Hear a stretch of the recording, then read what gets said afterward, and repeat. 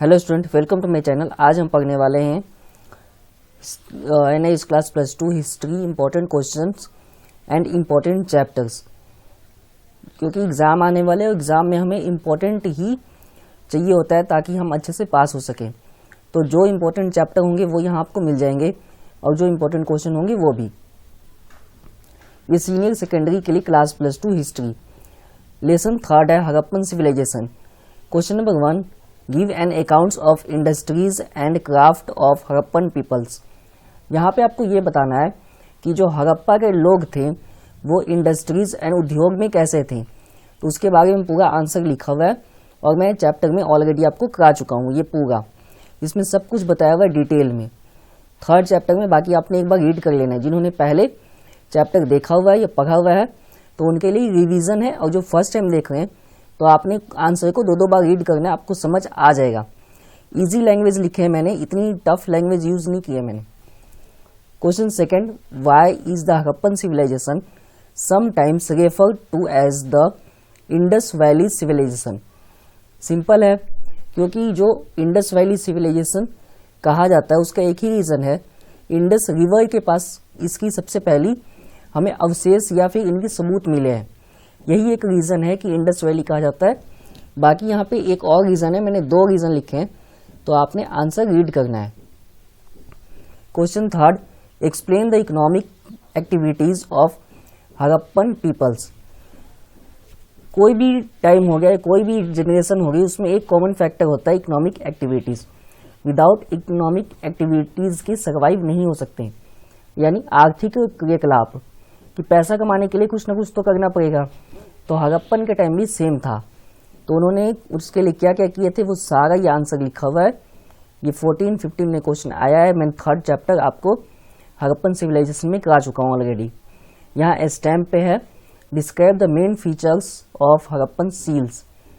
यहाँ पे सील्स बात कीजिए स्टैंपिंग कि कोई भी चीज़ पार्सल किए जाते हैं तो उसको स्टैंप लगाए जाते हैं। आज भी इंडिया में यही सिस्टम है। अगर आप पोस्ट ऑफिस से या फिर किसी भी प्राइवेट ऑर्गेनाइजेशन से अपने सामान को पार्सल करवाते हैं तो आपके सामान को पैक किया जाता है, वजन किया जाता है, उसके बाद स्टैंप भी लगाए जाते हैं। स्टैंप के नंबर आपको दिए जाते हैं ताकि आप जहाँ भी आप सामान भेजेंगे वो नंबर आप उन्हें बता सकें और उसी नंबर के द्वारा रिसीविंग होती है।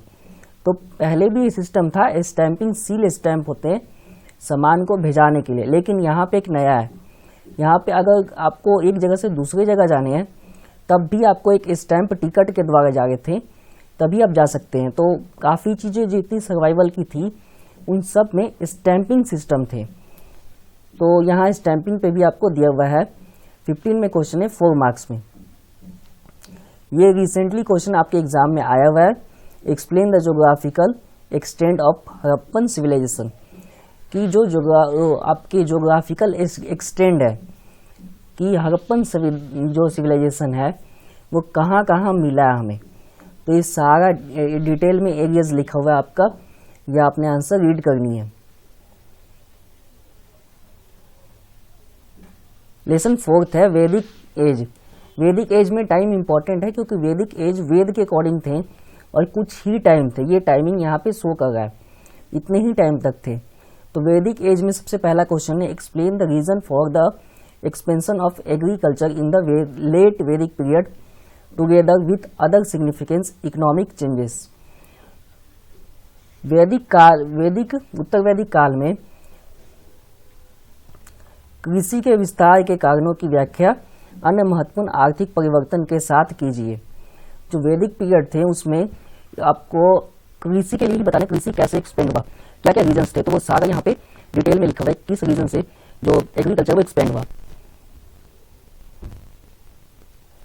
सेकंड क्वेश्चन में compare the economy of late Vedic period with that of early Vedic economic.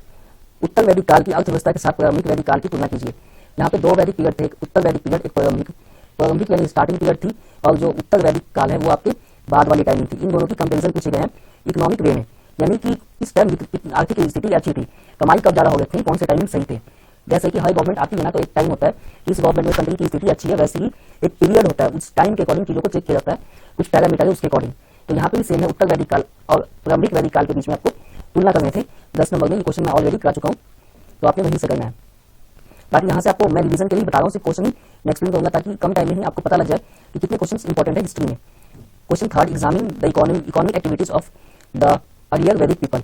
प्रारंभिक वैदिक लोगों की आर्थिक गतिविधियों का परीक्षण कीजिए।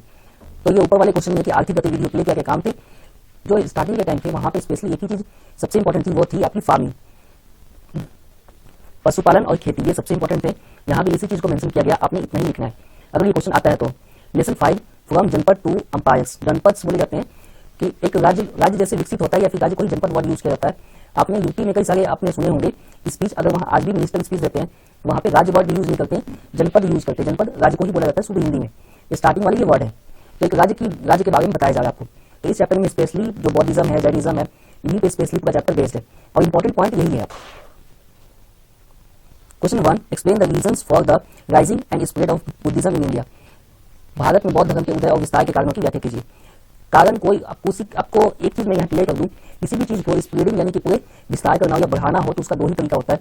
एक वो चीजें मुफ्त में सबको देनी जा जाकर, नंबर 1 रीजन। दूसरा उसके लिए सेमिनार करना, और तीसरा एडवर्टाइजिंग की जाती है। यही तीन मेथड से किसी भी काम को या किसी भी व्यापार को या किसी भी विचार थॉट को बढ़ाया जा सकता है। ऐसे ही बुद्धिज्म को भी बढ़ाया गया, अलग अलग सेमिनार किए गए, कॉन्फ्रेंसेस किए गए, इन सबकी हेल्प से किए गए। और सबसे इंपॉर्टेंट, जहाँ पे जिस टाइम पे बुद्धिज्म को बढ़ावा दिया गया उस टाइम कई सारे ऐसी स्थिति थी भारत में कि अपर कास्ट लोअर कास्ट में बहुत ज्यादा गैप था। बुद्धिज्म ने उस गैप को ही खत्म कर दिया। वुमेन एंड मेन के बीच में डिफरेंस थी, वो भी खत्म, कि कोई भी हो कॉन्फ्रेंस में शामिल हो सकता है, अपर क्लास हो, लोअर क्लास हो, वुमेन हो, मेन हो, कोई भी हो, तो सबके लिए परमिट मिल गया एक बार में। ये सबसे बिगेस्ट पॉइंट था जहां से बुद्धिज्म की स्प्रेडिंग हुई, यानी विस्तार हुआ, और राइजिंग भी इसी कारण से हुआ चारों तरफ। और एक रीजन और है यहाँ पे कि राजा अशोक सम्राट ने भी इसको बढ़ावा सबसे ज्यादा दिया है। तो ये दो रीजन है। उसके अलावा यहाँ पे स्तूपे हमने लिखे हैं, कहाँ कहाँ स्तूपे बनाए गए थे, अमरावती, सांची, कोई एग्जाम्पल अच्छे से दिया है, तो आपने पूरा आंसर रीड करना है। Question second, name the 2 sects of Buddhism. ऐसा कोई भी धर्म नहीं है जिसमें 2 या 3 या 4 कैटेगरीज ना हो, मिनिमम 2 सब में है कैटेगरीज, तो बुद्धिज्म में भी 2 थे। बौद्ध धर्म के 2 वर्गों के नाम बताने, वो नाम लिखा गया यहाँ पे, हीनयान एंड महायान, यही नेम है। लेकिन डायरेक्ट आप नहीं लिख सकते, हिस्ट्री में 1-2 स्टेटमेंट देनी पड़ेगी कि किस टाइम पे डिवीजन हुआ, लैंग्वेज और थोड़ा सा कि वो मानते किसे थे, कैसे बुद्ध को दोनों रिप्रेजेंट करते थे, दोनों को रिप्रेजेंटिंग में क्या गैप थे, क्या डिफरेंस थी, वो आपको लिखना है यहाँ पे। तो ऐसे मैंने आंसर लिखा है, इसको ध्यान में रखते हुए इन थॉट्स को, तो आपने भी यही करना है। ये 2 नंबर में और 13 में क्वेश्चन आया हुआ है। Question third, how did Buddhism differ from Jainism. यहाँ पे डिफरेंस ही बतानी है आपको, तो सीधा यहाँ पे दिया हुआ है, सिंपल है, आपने रीडिंग करनी है तो ही समझ में आ जाएगा। क्वेश्चन फोर्थ, ये आपके ऑलरेडी आ चुका है 2022 में, जैनिज्म के सिद्धांत शिलादों की चर्चा कीजिए। तो जैनिज्म के बारे में बताना था कि क्या क्या थॉट थे स्पेशली, तो वो लास्ट में जो ये लाइन यहाँ से है ना, यहाँ से लेकर पूरा एंडिंग तक ये थॉट ही है। बाकी स्टार्टिंग पीरियड बताया गया है कि ये स्टार्टिंग कब हुआ, सारा स्टेटमेंट है। बाकी 10 मार्क्स में है तो आपको कम से कम पूरा लिखना है और इसमें कुछ भी लाइन मिस नहीं करना है। 2 बार 3 बार रीडिंग करनी है, अच्छे से समझ आ जाएगा, इजी लैंग्वेज है। क्वेश्चन 5, अब यहाँ पे हमने पहले क्वेश्चन में देखा था जैनिज्म के सिद्धांत पूछे गए, तो यहाँ बौद्ध के सिद्धांत पूछे गए आपसे 10 नंबर में। ये क्वेश्चन आया नहीं है, पहले मैं बता दूं, ये क्वेश्चन अब तक नहीं आया, चांसेस है आपके एग्जाम में आए, तो आपने स्पेशली इसको करके जाना है इस चैप्टर से, और वो भी 10 नंबर में चांसेस आने के, तो आपने इसको अच्छे से करके जाने हैं।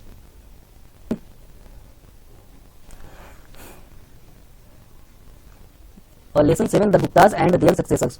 अभी यहाँ पे जितनी हिस्ट्री है ना वो टाइम पीरियड के अकॉर्डिंग डिवीजन की गई है, गुप्ता पीरियड, वैदिक पीरियड, ऐसे ही मुगल पीरियड, देन ब्रिटिशर्स, ऐसी टाइम के अकॉर्डिंग पूरा हिस्ट्री डिवीजन है।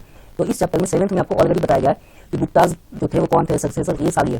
लेकिन इतना कुछ आपके एग्जाम में नहीं आता, सिर्फ एग्जाम में टू द पॉइंट जो स्पेसिफिक होते हैं चैप्टर में पॉइंट, या चैप्टर में टर्निंग पॉइंट या स्टार्टिंग पीरियड, इन्हीं सब पॉइंट से क्वेश्चन बनते हैं, यहीं से आपको एग्जाम में क्वेश्चन आएंगे भी। तो यहाँ से जो क्वेश्चन पहले आ चुके हैं उनको तो मैं करा चुका हूँ, एक क्वेश्चन नया होगा तो वो देख लेना आपने। एक्सप्लेन द रिजल्ट, यहाँ पे सीधा बोला गया गुप्ता काल में सामाजिक संरचना में आए परिवर्तनों के कारणों की व्याख्या कीजिए। गुप्ता काल के दौरान सामाजिक समूह हालात पर यानी के अवलोकन क्या थे। ये एक प्रकार का ऐसा राइटर था जो टूरिज्म वाले व्यक्ति होते हैं ना, स्टूडेंट होते हैं, ये वो स्टूडेंट है टूरिज्म स्टडी के लिए, कि एक जगह जाएंगे फिर वहाँ की नोट बनाएंगे, लिखेंगे और लोगों को बताएंगे। पहले बुक्स के द्वारा थी, देन आप तो यूट्यूब पे बहुत ज्यादा ब्लॉग्स के रूप में, ये एक प्रकार का टूरिज्म स्टूडेंट ही पहले स्पेसिफिक था, अब स्पेसिफिक नहीं है। तो गुप्ता के टाइम जो थे फाहियान, उन्होंने अपने नोट लिखे हैं, तो उसके अकॉर्डिंग हमें पता लगता है उस टाइम हिस्ट्री में क्या क्या चल रहा था। सेकंड क्वेश्चन है, इन दोनों में से कोई भी क्वेश्चन है, दोनों के आंसर सेम ही है, तो आपने कंफ्यूज नहीं होना है, एक बार क्वेश्चन अच्छे से रीड करनी है दोनों को एक बार, देन आंसर आपको पढ़ना है 2 बार 3 बार, इजी है। और चैप्टर में करा चुका हूँ, 7th में ऊपर में बता चुका हूँ। Question second, why did trade and commerce decline during the Gupta period and post Gupta period. अब कोई भी आपकी बिजनेस बंद होती है उसका एक ही रीजन होता है कि मार्केट में या तो कोई दूसरा व्यक्ति आ गया, वो सस्ते रेट पर सामान दे रहा है, या आपके सामान की जो जरूरत थी, नीड थी, वो खत्म हो चुकी है। दोनों में से एक ही रीजन हो सकते हैं। तो यहाँ पे दूसरा रीजन थे कि जो नीड थी वो नीड कहीं और से व्यक्ति खुद बना रहे थे, वो सब सामान लोगों ने खुद बनाने शुरू कर दिए, जिसके कारण गुप्ताज का जो बिजनेस था वो बंद हो गया। यही रीजन पूरे आंसर में दिया हुआ है। और क्या क्या बिजनेस थे ये लिखे हुए आपके, स्पाइस, सिल्क, ये सारे बिजनेस थे। तो ये सारा कुछ बंद हो गया क्योंकि लोगों ने अपनी नीड को खुद ही फुलफिल करना शुरू कर दिया, इस कारण ये बंद हो गया। ये 22वें क्वेश्चन है, सबसे इंपॉर्टेंट है। The Gupta period is considered as the golden age of art and literature. Mahabharata और आपके रामायण भी इसी टाइम लिखी गई थी, गुप्ता पीरियड में, इसीलिए लिटरेचर का गोल्डन एज भी ये कहा जाता है। बाकी आंसर पूरा आपको लिखा हुआ है ऑलरेडी, डिटेल में आपने अच्छे से रीड करनी है। आई होप आपको समझ आ जाएगा, तो आपको आपके लिए बहुत ज्यादा इंपॉर्टेंट है। बाकी ये सभी स्टूडेंट के रिवीजन के लिए टेस्ट मैंने बनाया कि इसी ऊपर जितने मैंने अभी क्वेश्चंस बताए उन सब में से मैंने 40 नंबर के क्वेश्चन सिलेक्ट किए हैं और टाइम लिखा है 1.5 घंटे। आपने ये क्वेश्चन सारे अच्छे से लिखना है और लिखकर आंसर आपके पास है, आपने चेक करना है। अगर कोई बड़ा है तो उसे चेक करवा लेना है, नहीं तो आप ईमेल कर सकते हैं मुझे इन सब आंसर को चेक करने के लिए। बाकी वीडियो देखने के लिए धन्यवाद। और जो हिस्ट्री के इंपॉर्टेंट क्वेश्चन के चैप्टर, ये पार्ट 2 होगा या 3 होगा, एक पार्ट में कंप्लीट नहीं हो पा रहा है, इसलिए मैंने इसको एक पार्ट में यहीं तक रहने दिया ताकि आपको समझ आ जाए, आपको पता लगे इंपॉर्टेंट क्वेश्चन कितने हैं। उम्मीद है वीडियो पसंद आया होगा। जो विद्यार्थी नए हैं सब्सक्राइब कीजिए, जो कमेंट करके क्वेश्चन करते हैं और वीडियो का